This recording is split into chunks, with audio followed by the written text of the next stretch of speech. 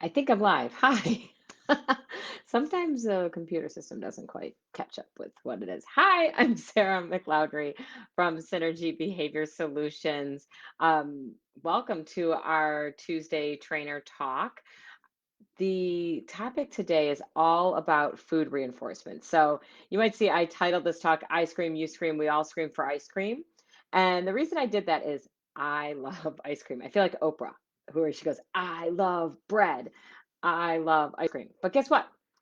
Not everybody loves ice cream. My husband actually doesn't really like ice cream. And why am I talking about this in relation to food rewards for dogs? Well, I am because just like us, dogs have preferences about food rewards. And so I really want to talk today about how we make decisions about what food rewards we give to our dogs. How do we choose what's a high value reward, what's a low value reward? And please definitely pipe in with comments. If you have special food rewards that you have found for your dog, what they love, different things like that. So please pipe in. So, first, I just want to talk about what we see in our practice. And I will say what I've seen over the years regarding food rewards from clients, not from the dogs. And so, we'll tell a client to please bring your dog's favorite top three high value rewards. And we always stress high value. And they show up to their class, their training session, whatever it be, with Cheerios, carrots, and Charlie Bears. And let me tell you, the way to get under my skin as a trainer is show up with Charlie Bears. I actually know a dog who asphyxiated itself on a Charlie Bear. So please stop feeding your dogs Charlie Bears. They're like, I don't know, they're like, I don't even know how to describe them. Crackers, boring, they're not very exciting, they don't taste great. Um, so they think those things are awesome. And for some dogs, they might be, but I would not consider any of those treats high value rewards for most dogs at all.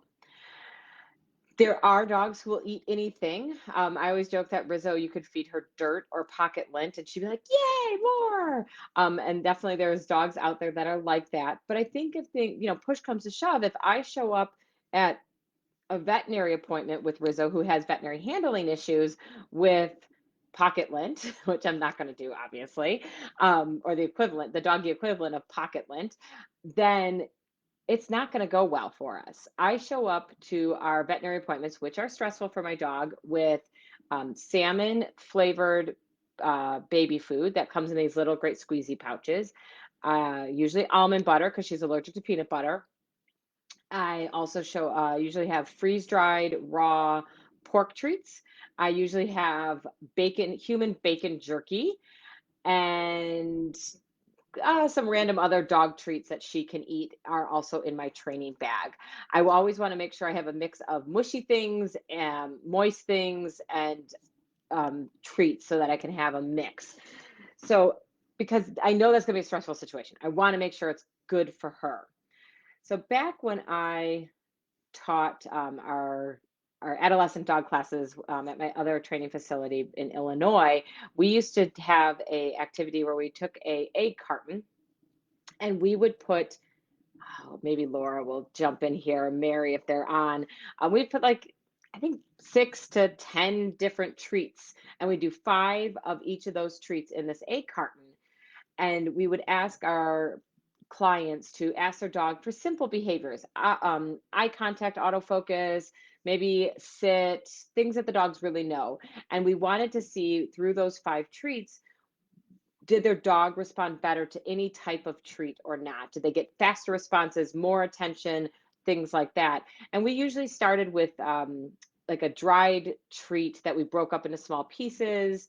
And then we went up to chicken, lots of things in between. We usually used Happy Howies, and we would use Zook's like the little mini naturals. We would use even just an odd flavored kibble, and really to get the people, we called it our treat bar. And we wanted to see for people to realize that there's lots of different options other than pre-made dog treats, which by the way are very expensive, and what their dog actually liked. And did they see a change in behavior? Because A food reinforcer is only reinforcing if the dog like or cat or horse or guinea pig or whatever like it. What we think is high value, what we think they should like, doesn't always mean it's what they like. A good case in point, last night I actually dropped a piece of shrimp on the ground, and Lindy, my toller, was sitting there and she grabbed it and spit it out. And I have never seen Lindy drop any piece of food out of her mouth. I was shocked.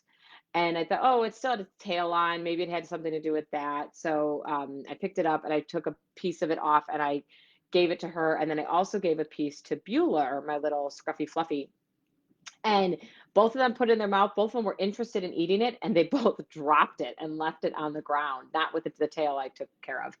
And I was totally blown away. That's something I would think would be high value, something that I would think my dogs would like because it's meat, it smells interesting, all of the things that to me make up a good training treat. And neither one of them liked it. They're both like, yeah. I did not try with Rizzo because she's allergic to shrimp. So she did not get to try the shrimp piece last night to see. So a lot of people come to us saying that, oh, my dog doesn't like treats, or they have a low food drive, or they're, not really food motivated. And usually always our question is, well, do they eat? Yes. So let's work from there and start there. And then our other question usually is it situational? So was your dog not willing to take treats in the house, or is it just outside? Is it when the neighbor dog is barking? Because usually when clients say their dog is not super food motivated, that it is a stress related issue. And so stress related issue also, and quality of food. So we like to come up with this laundry list of foods that they can try to see if their dog likes something better. My favorite trick about that is going to the deli counter and asking for basically one slice of every meat, or maybe do 5 to 10 different meats. Just ask for one slice, but not a deli slice, because that's too thin to hand out as training treats. Instead, ask for them to cut it like a third to a quarter inch thick. They kind of look at you like you're crazy. And you could either lie to make yourself not seem crazy and say it's for salads. And if you don't care, you can tell them it's for dog training treats. And then they still look at you weird, but if you live in Portland, they're like, oh, cool, you got a dog, awesome. Other places might think of it. When I lived in Illinois, if you said you're getting meat cut up for dog training treats, they definitely would think you were crazy. And so get turkey, get roast beef, get bologna, get corned beef, get all of these different things, chicken, see what your dog likes. See, and so we do then a taste test. Like, so I'll put, beef in one hand and chicken in the other hand. And I have them in my fists, and I let the dog sniff, sniff, sniff, sniff, sniff, sniff, sniff, sniff. And whatever hand they're more interested in, I give them a piece of that treat. And then I switch hands and sniff, sniff, sniff, sniff, sniff, sniff, sniff. And what hand are they more interested in? I give them a piece of that treat. And we start to see which is better. We start to build a hierarchy of what treat are you more interested in, and see what they like. The I have a dog with food allergies, because that's another thing we get a lot of times is, well, my dog's allergic to, blah, blah, blah, blah, blah, whatever it is. And with Rizzo, she's allergic to pretty much most things except for um, whitefish, salmon, pork, and rabbit, sweet potatoes, um, other like squashes, and what else? Oh, corn. She actually can eat corn. And so I can't really buy commercially made treats unless they are strictly a single variety of one of those things. So I could buy sweet potatoes, chews, and I could buy straight pork treats. But guess what's a lot cheaper? Going to Costco and buying pork and cooking it up and cutting it up is way cheaper than buying the outrageously expensive pork liver treats that I also buy because they're freeze dried. I don't have to worry about them going bad. So don't be scared of trying things at the supermarket. Usually it's a lot cheaper to buy real meat than it is to buy dog treats, especially when you count it pound for pound. And yes, it may take you a little bit of time to cut it up and cook it and put it in the freezer, but it's still going to be cheaper in the long run. I will usually cook things up. I dice them up into small, nice bite-sized pieces for training treat size, and then I bag them up into small bags and put them in my freezer so they won't go bad.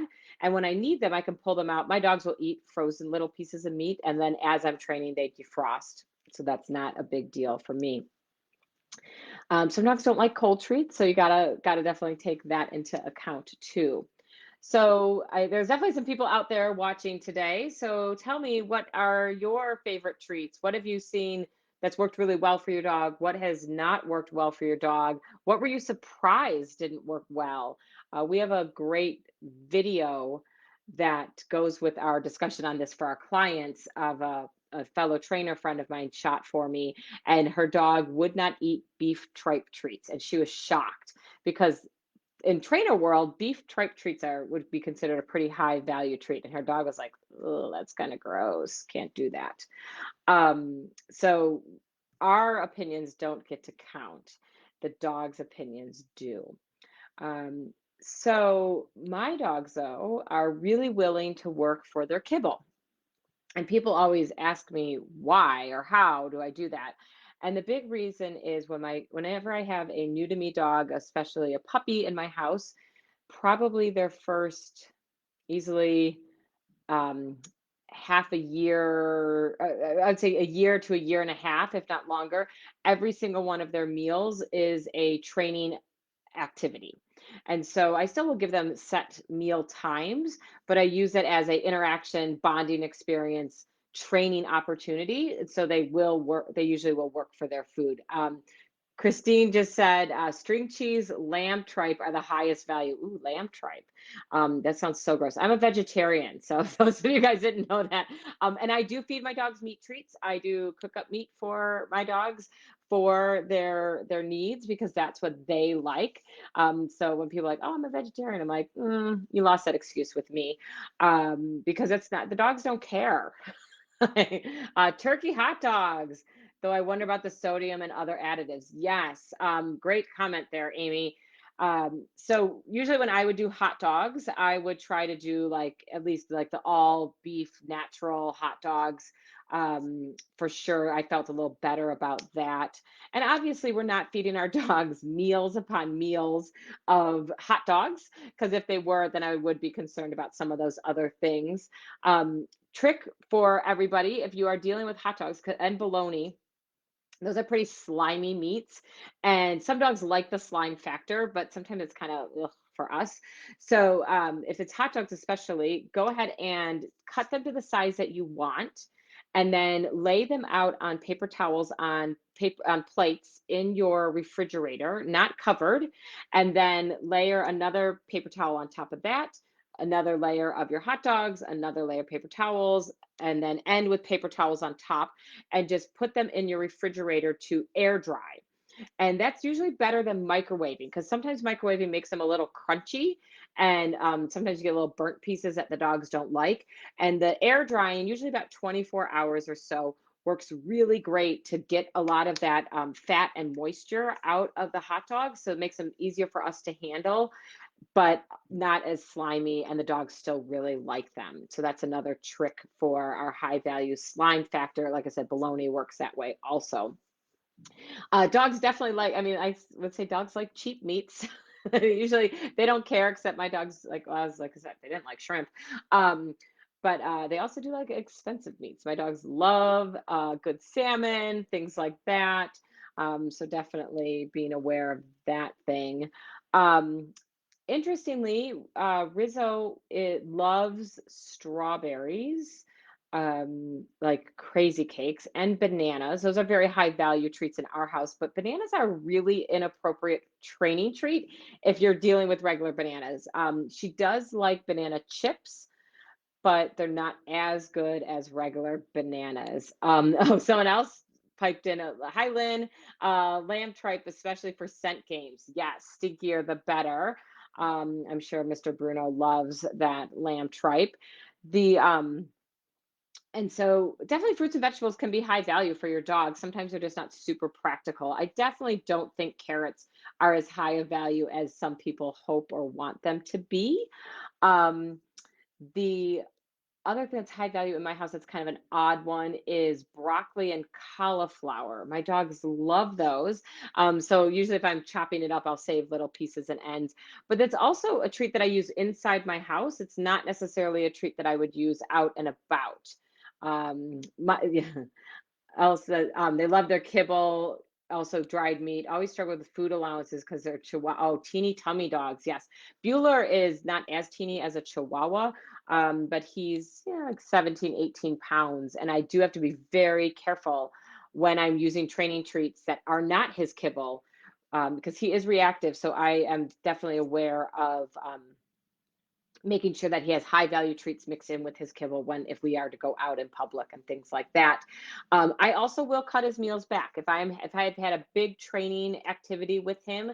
I will cut his meal back because he can fill up and then I have an upset stomach dog, which is not fun either. It's also why I'm also very careful about feeding him whole good food, so chicken, pork bits, things like that. Not a lot of extra stuff. So at least I know he's getting some good nutrition out of that. Amy said former dog loved Swiss chard stems. Ooh, that's a good one. Also a little odd. They probably, I bet you could kind of almost make those like a chewy, like a rawhide if you dehydrated them or roasted them low and slow for a long time. I think dogs would love that. That's a great idea because we tend not to use the stems of Swiss chard. So that would be great. Good idea. Thank you guys all for your input here. So I think the biggest thing that people fall into is they're not creative enough about looking at what can be a treat for their dog. I frequently send clients on a grocery store mission that is only, they're not allowed to do the regular grocery shopping. It is only about walking up and down the aisle slowly to find stuff that your dog may like a lot. One of my other favorite odd ones is cheese balls, human cheese puff balls. Those are great. Dogs, we use those a lot for muzzle training. The good thing about them, they're really stinky, and dogs who love cheese love them. They have a really odd texture. So some dogs seem to not like the texture of them. They'll put them in their mouth really excitedly, and then they're like, "Bleh, eh," and they stick to their tongues, and it's super actually funny from my perspective.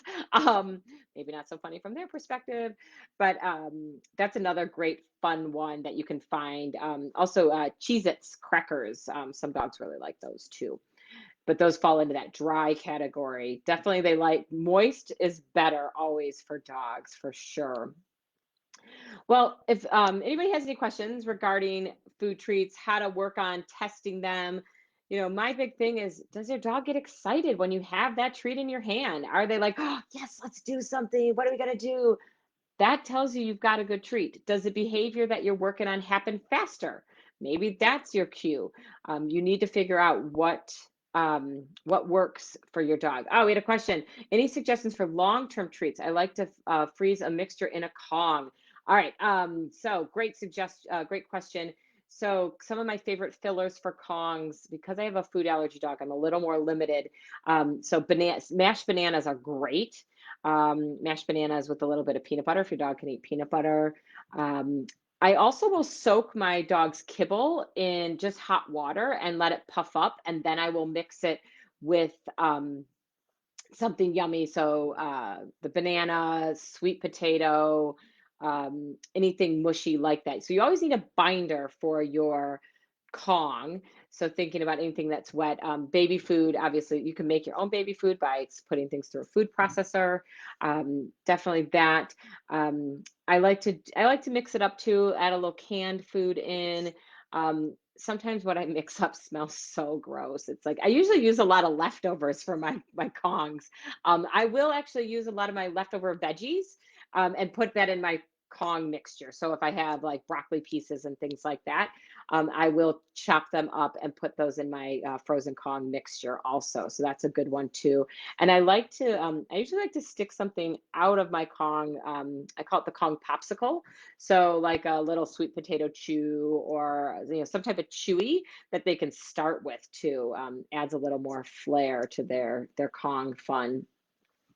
So, and broth, any type of bone broth or things like that are usually good to mix with your Kongs. to get some moisture too. That adds a lot of high value. With Lindy at work, when we used to be in the office, we use those puzzle bowls, but we would fill them up with the water, the leftover water and juices from canned chicken. And that would all go in and then we'd freeze that and we'd drop some chicken pieces in there. And that takes forever to empty out without a lot of calories for our small dog people. That's a good thing to think about too. All right. Well, thank you all for joining me today. If you have any other questions regarding some food toys or in food reinforcement for your dogs, please let us know. We're also going to be talking about this on Thursday. Lorena's going to be talking about it a little bit more because it is such an important subject. And then next Sunday, our other trainer, Grace, will be working live with a cat. And she will be talking about food reinforcement for cats because that's a little bit different also. So thank you so much for joining us. I'm Sarah McLeodry from Synergy Behavior Solutions. And I scream, you scream, we all scream for ice cream. Go get some fun treats for you and your dog, and we'll see you soon. Thanks. Bye.